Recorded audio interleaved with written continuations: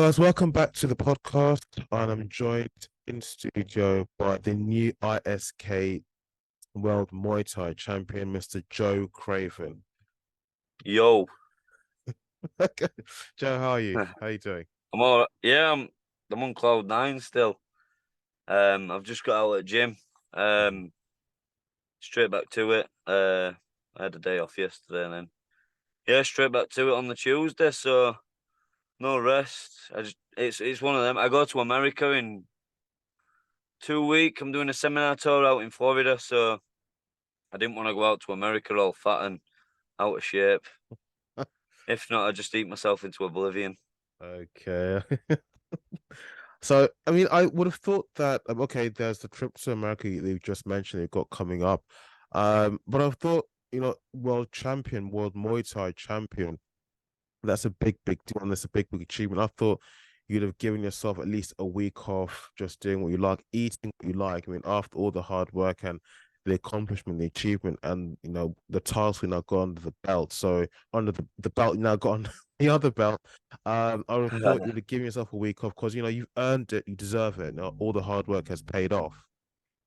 Yeah. Do you know what a lot of it is as well? With me going to America, obviously I PT as well on the side. I do Thai boxing PTs as my so I can do Thai boxing full time. I've got people who are on like block bookings and stuff like that, so I don't want to just take people's money and then me just swan off every now and again and they can't do the PTs. So I still want to be fair with people, let them do the PTs. Plus, it gives me something to do because, like I say, if not, I just eat anything in sight and it's not good for me.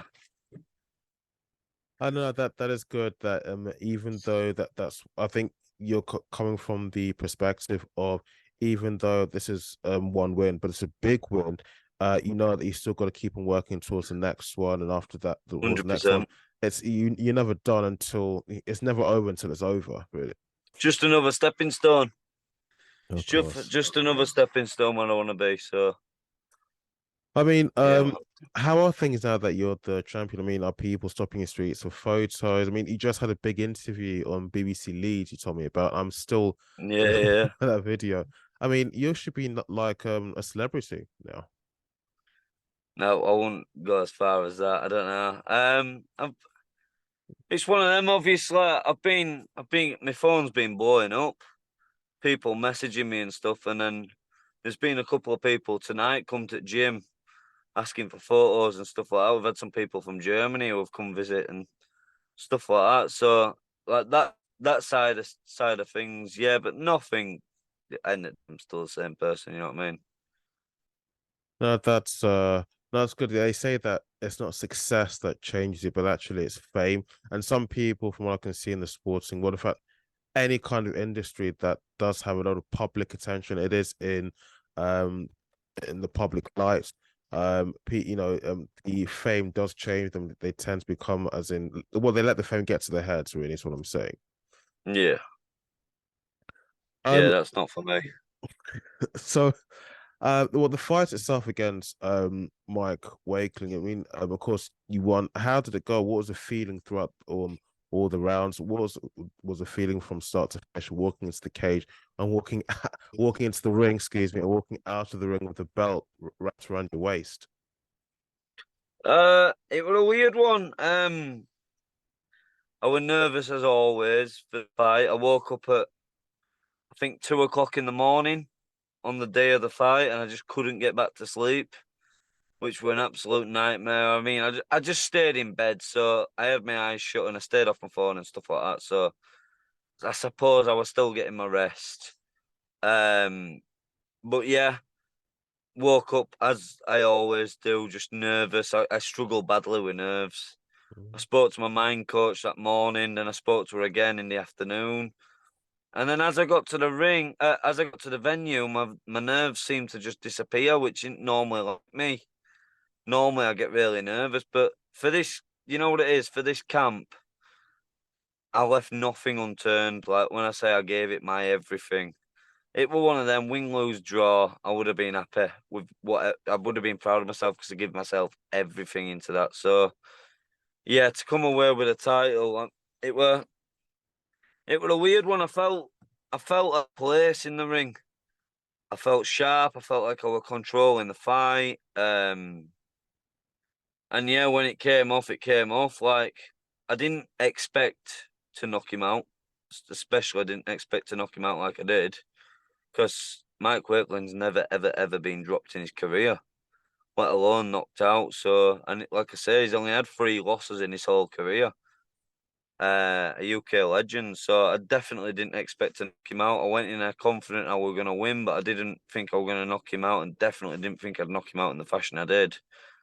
But yeah, to come out with the win, come out with the title, I was so proud of myself, and it sounds weird, but I've kind of had that as my goal for a long, long time. Obviously, everyone at Bad Company, there's so many world champions at Bad Company, and I didn't really feel as if I'd secured, as much as I am part of like the furniture in Bad Company and stuff like that. I didn't really feel as if I'd secured my spot as such, my place, because I didn't have a world title. Obviously, you've got Liam, Andy, Melida, Jordan Watson, James France, David Mack, Lisa Smith. The list goes on of how many world champions there is, and obviously I were missing on that list. So to finally add that world title, it was just it were a nice feeling to think, yes, I'm part of that group. You felt until you had that world title, that you felt, can I say, out of place, that really for you that kind of like cemented your place next to those people or so? A little bit as such, yeah. It's one of that, like I say, we're just not out of place as such, because I do think our gym is like a family, but I think it was just personally in my own head. No one made me feel out of place or out like that, but it was just in my own head. Like, everyone were a world champion. I was still yet to earn my stripes. You know what I mean? So now I've finally won that world title. I feel like I've earned my stripes a little bit. Yeah, no, I understand that. No, I know. Well, not that of course, not a fighter and athlete, but when it's like when you start something new, you're building on it, you're building experience and you're building a career, you feel there's certain achievements you have to have or so that makes you feel, let me say, on an equal footing with all the other people there. Yeah, Mm. yeah, 100%. I read in the post that when you posted, you wasn't say your victory stance, so with the belt drapes over your shoulder on Instagram. You said you've been doing this sport since 4 years old. Yeah. Can you? Because it's the first time of me speaking with you, and one of the things I always like to do is just ask my guest how you got into the sports and just some background. You know, what led you to combat sports, and then more specifically, in your case, Muay Thai. Um. So what it was my mum and dad, their best friend did, son did Thai boxing. So it worked like my mum and dad did combat sports, right? Like that. Their friend's son did Thai boxing, and I think it was a case of just sending me off to Thai boxing, and then they can go for a coffee with their friends.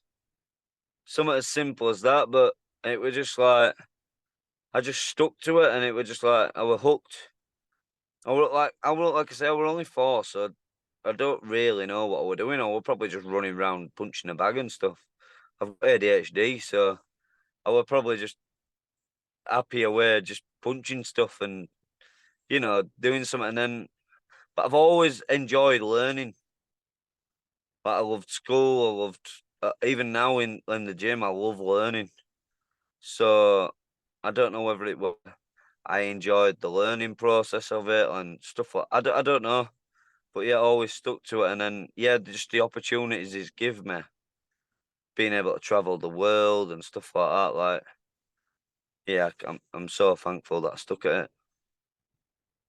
Was there, as in, did you find it, say, quite, even though you started from a very, very young age, did you find it at times to be very therapeutic? And probably that's reasons that maybe it's the reasons why you stuck with it.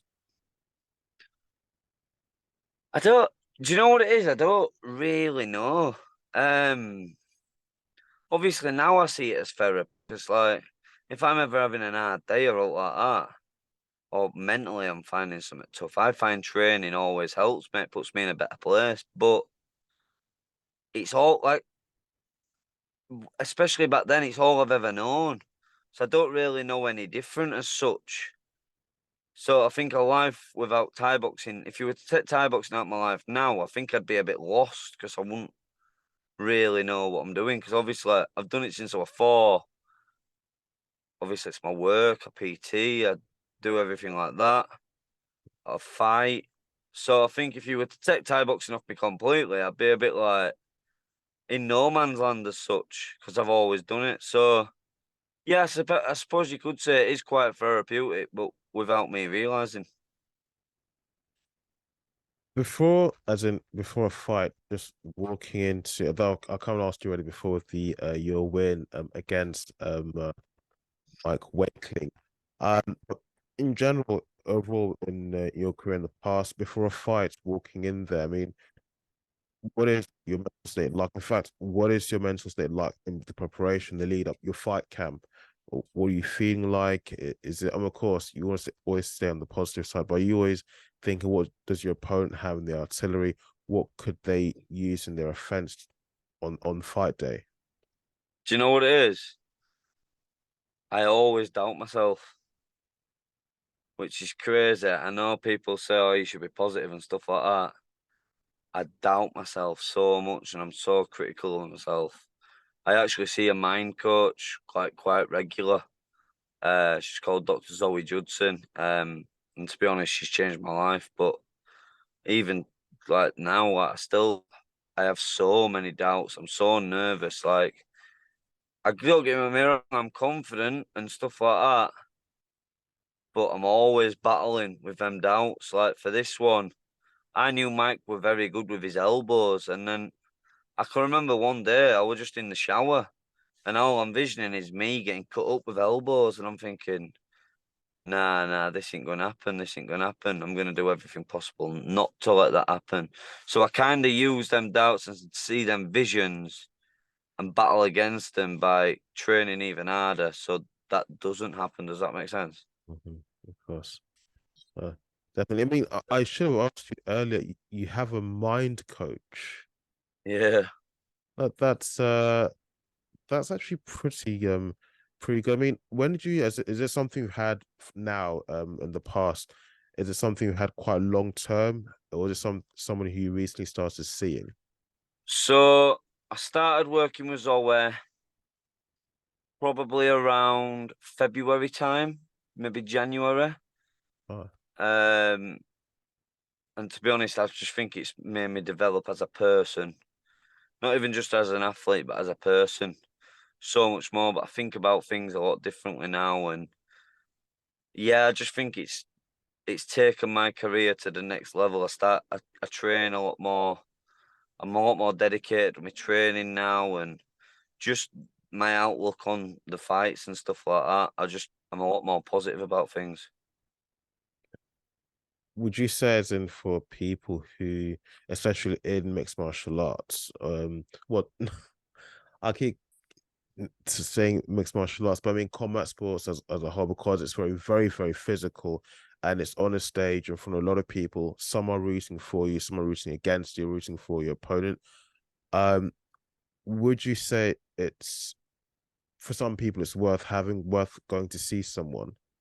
100%. I think realistically, your mental state is it's one of the most important things. At Yes. the end of the day, especially if you, I mean, at any level, realistically, but especially top level, you're both fit, you both got 2 hands, you both got 2 legs, you both got 2 elbows, you both got 2 knees.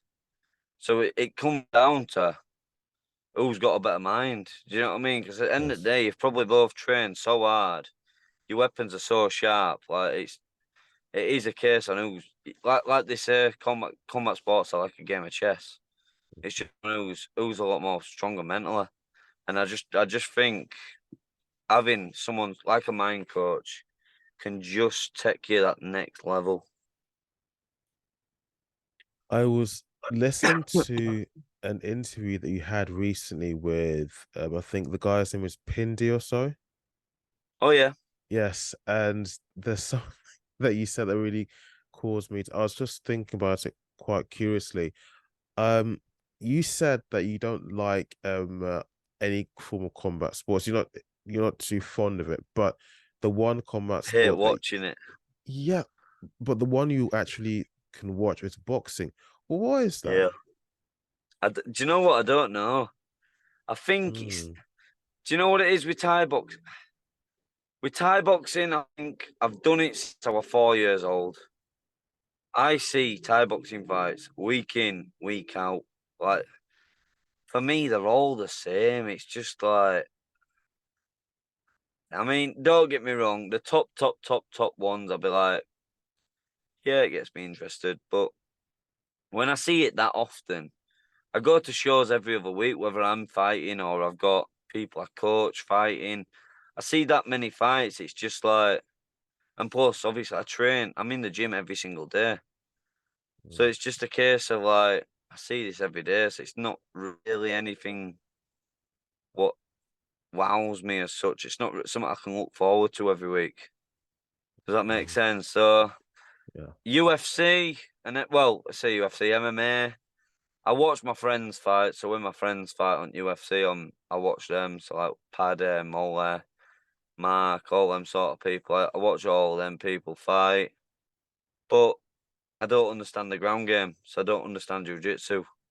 So I think that's what makes me not enjoy the MMA side of things because I don't understand what's going on. I don't really find any interest in it. And Okay. boxing, I enjoy watching, especially the top level fights because I appreciate like the chess match as such. But if I'm honest, mate, I love watching football, mate. I love watching Uh, football. uh, is it because in combat sports, especially like the mixed martial arts side, you don't understand the jiu-jitsu, but is it the case that maybe people from the outside who never really been in a competitive fighting scene and never been put in that situation, is it that usually when it comes to watching the fights and when it comes to who won, who lost, most people just go by who fought more ferociously, who gave more punches, who came out much more offensively in the cage of the ring. Mm, do you know what it is? It just don't excite. It don't get me out of bed. It doesn't excite me. I just rather watch football. Do you know what it is? Because all I ever do, I go to the gym in the morning. I train all day. Because I live so far away as well. Okay. I live an hour away from the gym, so I get to the gym at 9 o'clock in the morning. It's what time is it now? It's 8 o'clock, and I'm still Yeah. sat outside the gym. Do you know what I Okay. mean? Yes. So Yeah. I'm in the gym all day. I get home. All my friends ever talk to me about is fighting. All anyone else know outside of Thai boxing, all they know me as is a fighter. So all they ever talk to me about is fighting. So it's just like all my life ever is fighting, fighting, fighting. That's why I look forward to watching football and stuff because it's not fighting. It's something totally different, and I just love watching football. Okay. No, that does make a lot of sense to me. You can tell me to mind my own business if you want to, but when you've lost a fight, I know that's something that maybe fighters don't like talking about, or anyone likes talking about so much. But when you've lost a fight, I mean, how do you feel? I mean, do you get lots of naysayers and haters that on social media might come and just really try and have a go at you, try and put you down, and lots of naysayers that could just you know what it's like out there, especially Yeah, on places such as Twitter. I call it a sewer because sometimes people just say something for the sake of it, and social media and all the devices we now have little offers trolls. the correct. You know exactly what I mean. I mean, do you get a lot of that after you maybe lost a fight? Because I did hear when speaking Do you with know what it is? Pindy. Uh-huh. I get some, even if you've won fights, you still get people critique you. Even if you've won fights, oh, you can do that better, or oh, you can do that better, and then you'll click on the profile, and his name will be like Ricardo from Peru, who you can quite clearly see he's just sat on his sofa, and it's like, come on, mate. And you know what I mean? It's just some random dude from middle of nowhere who's just like probably never done a combat sport in his life. It's you just take it with a pinch of salt. I mean, the lot I used to see them sort of negatives and be like, I don't really like seeing that, and it used to affect me. But now I couldn't give a monkeys. You know what I mean? What I do is a sport. It's not do or die. It's a sport at the end of the day, and I'm there to test myself against the best, fight the best. I test myself against the best at the highest level.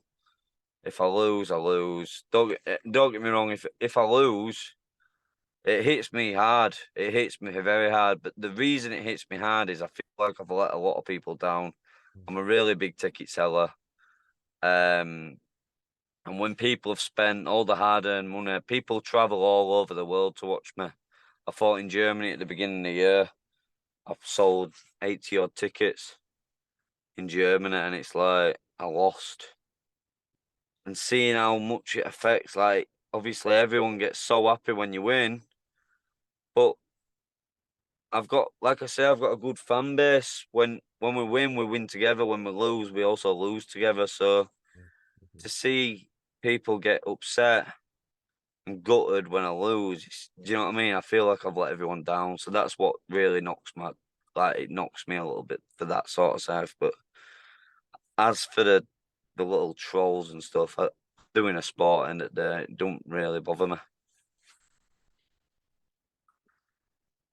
Even if a fighter has lost, whether it be mixed martial arts, Muay Thai, boxing, or any other form of combat sports, I always say to myself, I mean, you get these people pushing the losing fighter down, but will they have the balls or the guts to go to step in their shoes and walk into that cage or ring and do what they just did? I mean, do you ever have you ever tried to find out just why one of them would do or say what they're saying? While they go because they don't even know you, do they? Do you know what I used to reply back to him sometimes. It used to really annoy me. Like proper. It used to really annoy me. But it's just I think I'm 25 now. You know what I mean? When I was like 18, 19, 20, I kind of shot up the ranks really quick. I was UK #1 by the time I was 19. And that's when obviously you start getting eyes on you. And then you've got people, oh no, he don't kick right. Because I kick quite flat footed. Oh no, he don't kick right. He's not on his toes. Blah blah blah. And it's like, well, hang on a minute. It's working. Like, and plus you've got some of the best kickers in the world. Singdam, Superlet, they all kick flat footed. Are they wrong? Do you know what I mean? So I used to argue back with him, and now it's just like I take it up in stall. It don't bother me. You know, one of the things that I do love about the fight scene overall, not just mixed martial arts, but BJJ, boxing and Muay Thai fighting, kickboxing, here in the UK is that, and even in neighboring Ireland, is that a lot of the fighters are talented, and a lot of the promoters do host a very good fight card and a very entertaining fight card. What I really dislike and I find is quite disheartening is that the media don't give the the fighters and the promoters the appropriate and the well-deserved exposure for delivering such entertaining event and also allowing these guys to display their skill and show how talented they are. I mean, what do you think of the UK fight scene at the moment? Is there anything about it that you don't like or think could be a lot better? Uh, don't get me wrong. I think it's getting better, especially the Thai scene. Obviously, now you've got Hitman. They've now collabed with One Championship, so that's getting a few more eyes and stuff like that.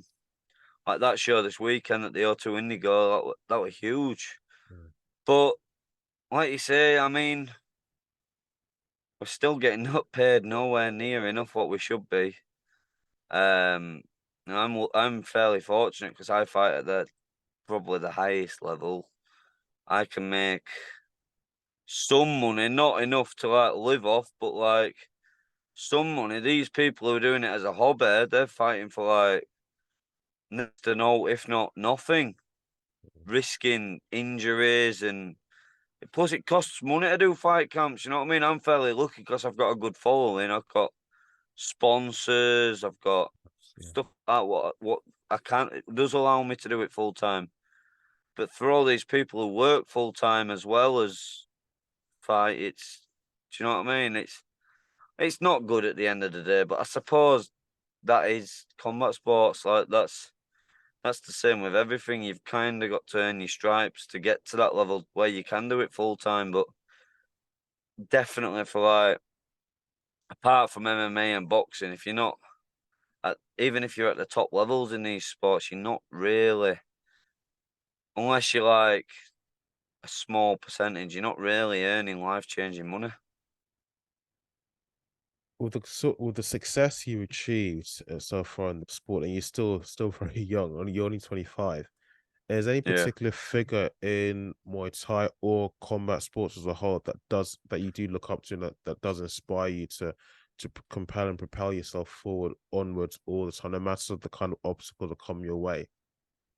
There's multiple people, absolutely multiple people. A big inspiration of mine who I looked up to is in my gym, Liam Harrison.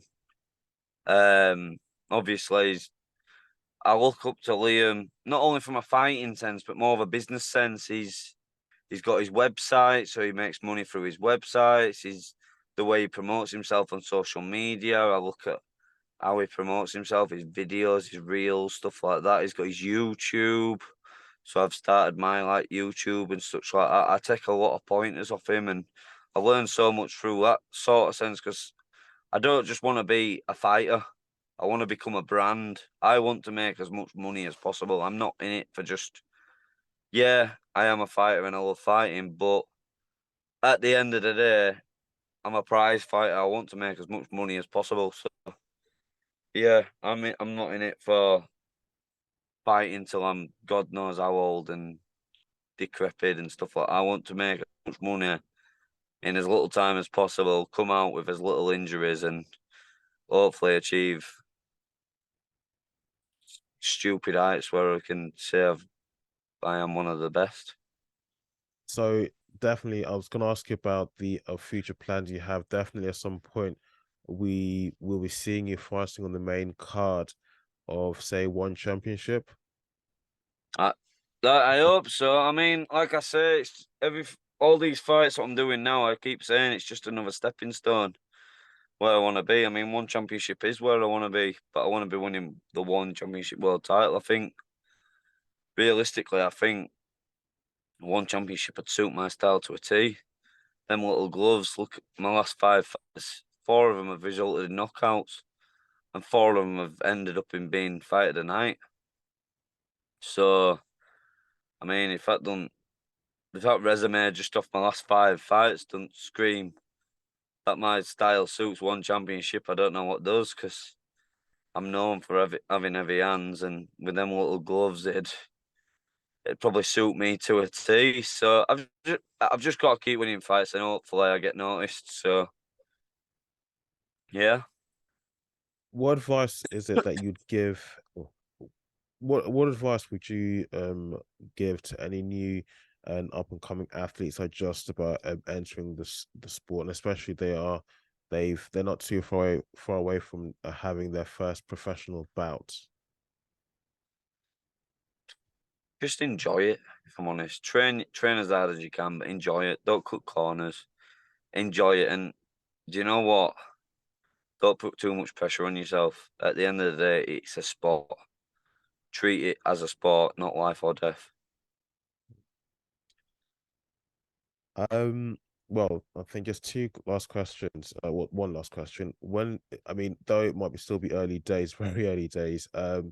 Any idea when your next fight's going to be? Yeah, so my next fight's in February. Okay. I'm fighting in Manchester against Josh Hill. and then I think I'm fighting in April against Dempenom, who is the current Lumpini champion. So that one's not set in stone yet, but February is confirmed. So yeah, next year could be a big year. Like I said, no, it's one of them. I take everything as it comes. You know what the fight scene's like. Things can change all the time, but as it looks at the minute, yeah, it's going to be a good 2024. Last not least, any shout outs you'd like to give? I'm sure you do have a big following, so the list may be endless. The list probably is endless. So I'd just like to say a massive thanks to everyone who supports me. I don't really say fans as such, it's more friends. Do you know what I mean? Everyone who comes to support me, everyone who messages me, all my sponsors, all my training partners, my family. Just thank you if you do like support me. Oh, just lost my train of thought there, guys. Thank you for watching. Thank you for listening. Who've watched or listened this far. Joe, thank you for coming on the show, and thank you very much. I know you're coming on just after a long day's hard work at the gym where you teach and train. Don't worry. Guys, don't forget to like, subscribe, and if you're listening to this on the audio platforms, you can catch this on Spotify, iTunes, and Google Podcasts, and many other audio platforms. Joe, once again, thank you so much for coming. I'll definitely be having you back on the show again very soon. Thank Not a you. problem. Thank you very much. Take care. Peace.